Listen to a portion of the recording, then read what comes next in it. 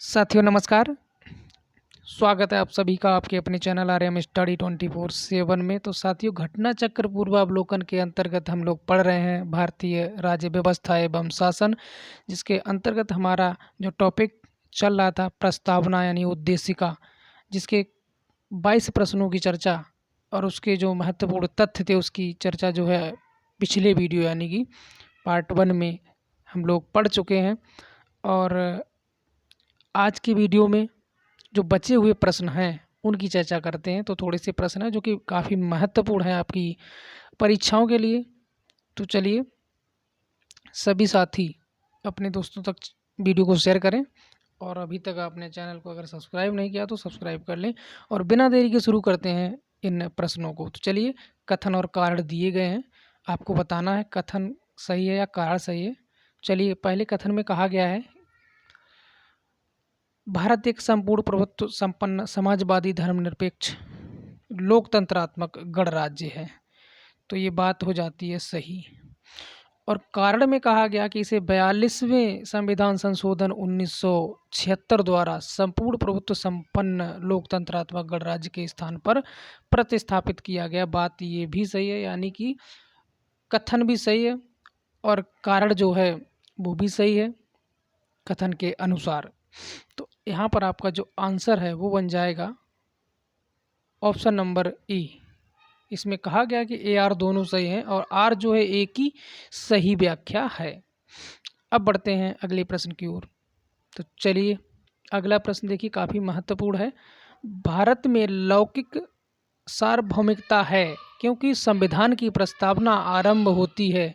तो संविधान की जो प्रस्तावना है वो किन शब्दों से आरंभ होती है? तो ऑप्शन ए है प्रजातांत्रिक भारत शब्दों से, या फिर जनता के जनतंत्र शब्दों से, या फिर जनता के लोकतंत्र शब्दों से, या फिर हम भारत के लोग शब्दों से। तो आप जब पढ़ के आए हैं तो आपको पता है ऑप्शन नंबर डी यानी कि हम भारत के लोग, यहाँ से प्रस्तावना की शुरुआत होती है। ऑप्शन डी आपका राइट आंसर होगा। अगला प्रश्न आपको दिख रहा होगा कि हम भारत के लोग शब्दों का प्रयोग भारतीय संविधान में कहाँ से लिया गया है, कहाँ से किया गया है? तो चलिए, आपको पता है राज्य के नीति निर्देशक सिद्धांत यहाँ से भी नहीं लिया गया है ना, यहाँ से भी नहीं, मौलिक अधिकार से भी नहीं और नागरिकता से भी नहीं, यानी कि ऑप्शन नंबर डी आपका राइट आंसर होगा। संविधान की प्रस्तावना से लिया गया है हम भारत के लोग। आगे चलते हैं। तो इस प्रश्न में कहा गया है सभी व्यक्ति पूर्णतः और समान रूप से मानव हैं, यह सिद्धांत जाना जाता है। तो ये सिद्धांत आपका ऑप्शन नंबर ए राइट होगा, सार्वभौमिकता। ठीक है, आगे बढ़ते हैं अगले प्रश्न की ओर। इसमें कहा गया है भारत के संदर्भ में निम्न में से कौन धर्मनिरपेक्ष शब्द का सही भाव व्यक्त करता है? तो इसमें आपका जो आंसर होगा, देखिए, ए में कहा गया भारत में अनेक धर्म हैं, ठीक है। बी में कहा है भारतीयों को धार्मिक स्वतंत्रता प्राप्त है, और सी में कहा गया कि धर्मानुपालन व्यक्ति की इच्छा पर निर्भर है, और डी में कहा गया कि भारत में राज्य का कोई धर्म नहीं है। तो यही आपका ऑप्शन सही हो जाएगा कि भारत में जो राज्य हैं उनका कोई धर्म नहीं होता, ठीक है। भारत में सभी धर्मों को मान्यता दी गई है। ऑप्शन नंबर डी आपका राइट आंसर होगा यहाँ पर। अब बढ़ते हैं अगले प्रश्न की ओर। तो इसमें कहा गया है कि निम्नलिखित में से कौन सा शब्द भारतीय संविधान की प्रस्तावना में उल्लिखित नहीं है? तो जब आपने प्रस्तावना को पढ़ा है तो उसमें आपने देखा होगा संप्रभुता शब्द मिलता है आपको, लोकतंत्रात्मक भी मिलता है और पंथ निरपेक्ष भी मिलता है, लेकिन संघीय शब्द का इस्तेमाल नहीं किया गया है। ये होता है गलत, यानी ऑप्शन यही पूछा गया आपसे, ठीक है। तो ऑप्शन नंबर डी आपका राइट आंसर होगा, ठीक है। आगे बढ़ते हैं अगले प्रश्न की ओर। इसमें कहा गया है निम्नलिखित में से कौन सा शब्द भारत के संविधान की उद्देशिका में नहीं है? चीज़ें वही हैं, देखिए, ये भी आपको मिलता है ना प्रस्तावना में, समाजवादी, पंथ निरपेक्ष, संप्रभुता, लेकिन लोक कल्याण नहीं मिलता है, यानी यही आपसे पूछा गया। तो ऑप्शन नंबर डी आपका राइट आंसर होगा। आगे बढ़ते हैं आज के अगले प्रश्न की ओर। चलिए, 30वां प्रश्न आपका क्या कह रहा है? तो 30वें प्रश्न में कहा गया है भारतीय संविधान की प्रस्तावना में निम्नलिखित में से किस स्वतंत्रता का वर्णन नहीं है? तो ये आपकी हो जाएगी आर्थिक स्वतंत्रता, यानी ऑप्शन नंबर डी आपका राइट आंसर होगा। आगे बढ़ते हैं। देखिए इस प्रश्न में क्या कहा गया है, निम्नलिखित में से कौन भारतीय संविधान की प्रस्तावना में उल्लिखित नहीं है।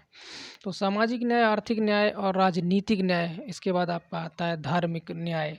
तो यही आपका सही हो जाएगा ऑप्शन नंबर डी, धार्मिक न्याय। ठीक है, प्रस्तावना में इस शब्द का उल्लेख ही मिलता है। चलिए अगला है, संविधान की प्रस्तावना के बारे में कौन सा कथन सही है। चलिए तो आपका सही जो है वो हो जाएगा ऑप्शन नंबर ए, समाजवादी धर्मनिरपेक्ष शब्द 1950 में लागू संविधान के अंग नहीं है। बात सही है, क्योंकि एक 42वां जो संविधान संशोधन हुआ था 1976 में, उनके द्वारा कुछ शब्दों को जो है जोड़ा गया था। ये जो शब्द आपको समाजवादी, धर्मनिरपेक्ष, है ना, अखंडता, ये शब्द जो है 1976 में 42वें संविधान संशोधन के द्वारा जोड़े गए थे। ऑप्शन नंबर ए आपका राइट आंसर होगा। अगला जो प्रश्न है, भारतीय संविधान का कौन सा भाग संविधान की आत्मा कहलाता है। तो संविधान की जो आत्मा है वो कहलाता है आपका उद्देशिका या फिर प्रस्तावना। यहाँ पर ऑप्शन नंबर सी आपका राइट आंसर होगा। कई परीक्षाओं में ये प्रश्न जो है पूछा गया है, तो आप लोग याद रखेंगे संविधान की आत्मा मतलब उद्देशिका। ठीक है, अब बढ़ते हैं आगे। चलिए अगला जो प्रश्न है आपका, देखिए ये पांच पांच ऑप्शन वाले है ना, पांच ऑप्शन वाले आपको देखिए यहाँ पर भी जो है छत्तीसगढ़ की परीक्षा होती है यहाँ भी पूछ लिया जाता, और आपकी जो बिहार बीपीएससी है वहाँ भी पूछे जाते हैं पांच ऑप्शन वाले प्रश्न। तो इसमें कहा गया है, निम्नलिखित में से किसने भारतीय संविधान की प्रस्तावना को हमारे संप्रभु प्रजातांत्रिक गणतंत्र की जन्म कुंडली कहा है। चलिए काफ़ी महत्वपूर्ण प्रश्न है, क्या आंसर होगा इसका। तो यहाँ पर आपका जो आंसर है वो हो जाएगा ऑप्शन नंबर डी, के एम मुंशी। ठीक है, के एम मुंशी ने इसे जो है जन्म कुंडली कहा है, प्रजातांत्रिक गणतंत्र की जन्म कुंडली कहा है किसे, प्रस्तावना को। ठीक है, आगे बढ़ते हैं आज के अगले प्रश्न की ओर। देखिए कहा गया है इसमें, संविधान को एक पवित्र दस्तावेज किसने कहा है। ये भी काफ़ी महत्वपूर्ण है, संविधान को एक पवित्र दस्तावेज कहा है। चलिए क्या आंसर होगा। तो इसका जो आंसर है वो हो जाएगा आपका option number A, B R Ambedkar. Ambedkar ji ने जो है एक पवित्र दस्तावेज कहा है भारतीय संविधान को। देखिए इसके बारे में थोड़ी सी जानकारी लेते हैं। बी आर अम्बेडकर ने भारतीय संविधान को एक पवित्र दस्तावेज कहा है। 29 अगस्त 1947 को संविधान सभा ने बी आर अम्बेडकर की अध्यक्षता में 7 सदस्यीय प्रारूप समिति का गठन किया था। ठीक है, प्रारूप समिति का जो गठन हुआ उसमें 7 सदस्य थे डॉक्टर भीमराव अम्बेडकर को लगा के। ठीक है, अगला जो प्रश्न है देखिए क्या है, किस वाद के फैसले में सर्वोच्च न्यायालय ने सर्वप्रथम घोषित किया कि उद्देशिका संविधान का हिस्सा नहीं है। चलिए किस वाद में, तो ये वाद जो है हम लोग जो फर्स्ट पार्ट में जो तथ्यात्मक प्रश्न दिए गए थे, तथ्यों को जो पढ़ा था उसमें इस चीज़ की चर्चा की गई थी। ठीक है, अगर आपने पहला वीडियो नहीं देखा तो आपको डिस्क्रिप्शन में वीडियो मिल जाएगा, उस वीडियो को ज़रूर देखें, आपको बहुत सारी चीज़ें समझ में आएंगी। ठीक है, तो यहाँ से आंसर आपका क्या हो जाएगा, तो यहाँ पर आंसर आपका ए हो जाएगा, वेरुबारी, वेरुबारी। ठीक है, इस बाद में जो है इस बात का जो फैसला था सर्वोच्च न्यायालय ने सर्वप्रथम जब घोषित किया तो उसमें बताया कि उद्देश्य का संविधान का हिस्सा नहीं है। ठीक है, आगे बढ़ते हैं अगले प्रश्न की ओर। देखिए इसमें कहा गया है कि निम्नलिखित में से किस बाद में उच्चतम न्यायालय ने धारणा प्रस्तुत की कि उद्देश्य का संविधान का भाग नहीं। देखिए वही चीज़ फिर से आ गई है, लेकिन ऑप्शन में आपको बदलाव दिखेगा हल्का फुल्का जो भी है। चलिए 2 ऑप्शन यहाँ पर दिए गए हैं और 2 ऑप्शन आपके यहाँ पर दिए गए हैं। चलिए तो आपका आंसर हो जाएगा ऑप्शन नंबर सी, बम्बई बनाम यूनियन ऑफ इंडिया, इसमें कहा था। ठीक है, ऑप्शन नंबर सी आपका राइट आंसर होगा। चलिए अगला प्रश्न देख लेते हैं। इसमें कहा है, निम्नलिखित विवादों में से किसमें सर्वोच्च न्यायालय ने प्रस्तावना को भारतीय संविधान की मौलिक संरचना का भाग स्वीकार किया है। चलिए बताइए क्या आंसर होगा इसका। तो यहाँ पर आपका जो आंसर है वो हो जाएगा option number d, Keshavananda Bharati विवाद। आगे बढ़ते हैं अगले प्रश्न की ओर। तो इसमें कहा है, भारतीय संविधान की प्रस्तावना में जिन आदर्शों एवं उद्देश्यों की रूपरेखा दी गई है, उनकी व्याख्या की गई है। तो चलिए किस में की गई है? मूल अधिकारों में की गई है, राज्य के नीति निर्देशक सिद्धांतों के अध्याय में की गई है, या फिर ऑप्शन सी मूल अधिकारों राज्य के नीति निर्देशक सिद्धांतों एवं मौलिक कर्तव्यों के अध्याय में कहा गया, या फिर डी में है संविधान के पाठ में कहीं नहीं। ठीक है, कौन सा आपका आंसर होगा इसमें? तो यहाँ पर आपका हो जाएगा ऑप्शन नंबर सी। ठीक है, राइट आंसर। आगे बढ़ते हैं, अगले प्रश्न को देखते हैं यहाँ पर। तो चलिए अगला प्रश्न 40 नंबर का। तो इसमें है आपका, एक सेकंड, चलिए अब देखते हैं। तो इसमें निम्नलिखित में से कौन एक भारतीय संविधान के उद्देश्यों को प्रतिबिंबित करता है? तो चलिए बताइए, संविधान के उद्देश्यों को कौन प्रतिबिंबित करता है? तो यहाँ पर आंसर आपका हो जाएगा संविधान की प्रस्तावना। चूँकि हम लोग प्रस्तावना ही पढ़ रहे हैं तो ज़्यादा प्रश्न आपको प्रस्तावना या उद्देशिका से ही मिलेंगे। तो अगला जो प्रश्न है आपका, भारत के संविधान की उद्देशिका में कितने प्रकार के न्याय की व्यवस्था की गई है? ये भी काफ़ी महत्वपूर्ण प्रश्न है जो कि विभिन्न परीक्षाओं में पूछा गया।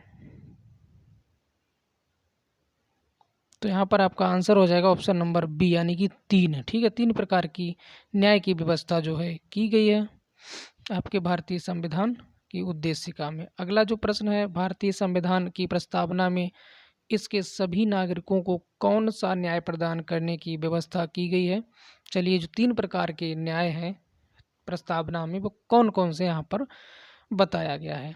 तो आंसर आपका हो जाएगा ऑप्शन नंबर डी, सामाजिक, आर्थिक और राजनैतिक। ये 3 प्रकार के न्याय जो हैं नागरिकों के लिए किए गए हैं। अगला प्रश्न देखते हैं, भारत के संविधान के उद्देश्यों में से एक के रूप में आर्थिक न्याय का किस में उपबंध किया गया है?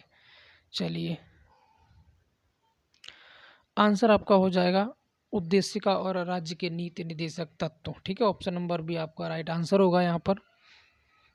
आगे बढ़ते हैं, अगले प्रश्न, कुछ प्रश्न और बचे हुए हैं, थोड़ा सा धैर्य बनाकर रखें। चलिए देखते हैं कुछ प्रश्नों को और। तो इसमें कहा गया है कि भारत के संविधान की उद्देशिका, इसमें क्या आंसर आपका होगा? ये 4 ऑप्शंस आपके सामने दिख रहे हैं। तो आंसर जो है, डायरेक्टली आंसर पर चलते हैं, option number D right answer होगा। तो संविधान जो है ना, उसकी उद्देशिका में जो है भारत संविधान का भाग है, इसमें बताया गया संविधान का भाग है, किंतु उसके अन्य भागों से स्वतंत्र होकर उसका कोई विधिक प्रभाव नहीं है। ऑप्शन ये आपका सही होगा, डी। ठीक है, आगे बढ़ते हैं। चलिए, संविधान में दिया गया, क्या क्या दिया गया? कूट भी दिया गया है, इसमें कूट आपको चुनना है। 4 आपके पॉइंट हैं, तो उनमें से कौन कौन से सही है वो आपको बताना है। देखिए, इसमें कहा गया है कि न्यायालय में लागू नहीं, संविधान में दिया गया आमुख न्यायालय में लागू नहीं है। गलत कह रहा है ये, न्यायालय में लागू है, चूँकि न्याय से संबंधित ही है संविधान, महत्वपूर्ण है और उसकी उपयोगिता है, बात सही है। शासन करने के उद्देश्यों को उल्लिखित करता है, ये भी सही है। शासन जो है हमारा संविधान के द्वारा ही चल रहा है, संविधान के अंतर्गत सारी व्यवस्थाएं हैं। और डी है आपका, यानी 4 पॉइंट जो है संविधान के कानूनी अर्थ निर्णय में सहायता करता है, ये भी बात सही है, यानी कि चारों पॉइंट सही हैं आपके। ऑप्शन देख लेते हैं, तो चारों ऑप्शन किसी में नहीं दिए गए हैं। इस प्रकार के अगर आपको ऑप्शन दिख रहे हैं, देखिए चारों सही हैं और चारों किसी ऑप्शन में नहीं है, तो आपका सी भी सही माना जाएगा और डी भी सही माना जाएगा एक तरीके से, है ना। 1 2 3 इसमें सही, 2 3 4 इसमें सही, है ना। इसमें ऑप्शन सही नहीं है, यानी कि चारों होना चाहिए। ठीक है, चारों पॉइंट आपके सही हैं। आगे बढ़ते हैं अगले प्रश्न की ओर। तो चलिए, प्रश्न अगला है, निम्न में से कौन सही है? चलिए बताइए। तो चलिए, कौन सा सही है? सामाजिक समानता संविधान में प्रत्याभूत नहीं है, गलत बात। देश में सामाजिक समानता पहले ही विद्यमान थी, ये भी गलत हो जाएगा आपका। ठीक है, बाकी के 2 ऑप्शन और देख लेते हैं। सामाजिक समानता संविधान में प्रत्याभूत है, बात ये बिल्कुल सही है। ठीक है, तो सी ऑप्शन आपका यहाँ पर राइट होगा। चलिए, टॉपिक होता है यहाँ पर समाप्त। इससे पहले थोड़ी सी जानकारी देखिए, इस अंतिम प्रश्न से संबंधित दी गई है। संविधान के अनुच्छेद 14 से 18 के तहत प्रदत्त समता के अधिकार के विभिन्न प्रावधानों के तहत सामाजिक समानता प्रत्याभूत की गई है, बात सही है। ठीक है, संविधान की प्रस्तावना में भी सामाजिक न्याय प्राप्त करने की बात कही गई है। ठीक है, तो ये चीज़ थी। टॉपिक होता है यहाँ पर समाप्त। और जो अगला टॉपिक होगा हमारा शासन प्रणाली से संबंधित होगा, काफ़ी महत्वपूर्ण है, जिसकी जो चर्चा है हम अगले वीडियो में करेंगे। ठीक है, तो चलिए पढ़ते रहें, स्वस्थ रहें, मस्त रहें, और चलते हैं, मिलते हैं फिर कल अगले वीडियो में। तब तक के लिए नमस्कार, जय हिंद, जय भारत।